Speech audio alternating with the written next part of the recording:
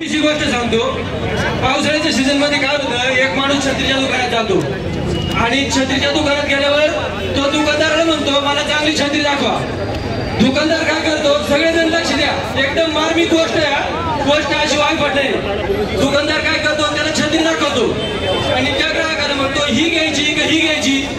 आता तो ग्राहक म्हणतो याची चांगली कोणती आहे, दुकानदार म्हणतो ही घ्या। ग्राहक म्हणतो याची काय वॉरंटी, दुकानदार म्हणतो याची 10 वर्ष वॉरंटी म्हणे।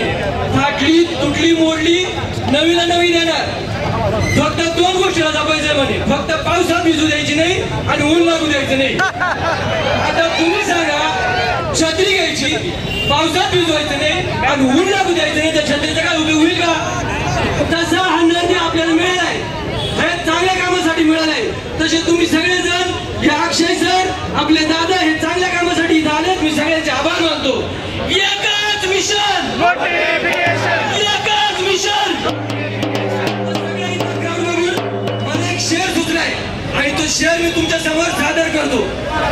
ए चांद तू चमक या न चमक, ये चांद तू चमक या न चमक, तेरे चमकने से कुछ कम नहीं।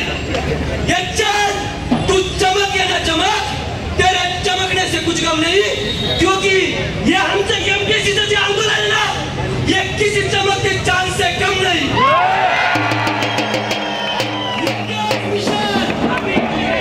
नौकरी आपल्या हक्काची,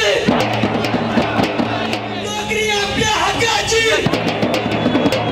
इतकं बोलून मी थांबतो आणि सरकारला विनंती करतो, 25 तारखेची एक्झाम पुढे जावं, IBPS ची एक्झाम 25 ला व्हावं आणि राज्यसेवेची एक्झाम मी पुढे जावं। मला बोलण्याची संधी दिली, धन्यवाद।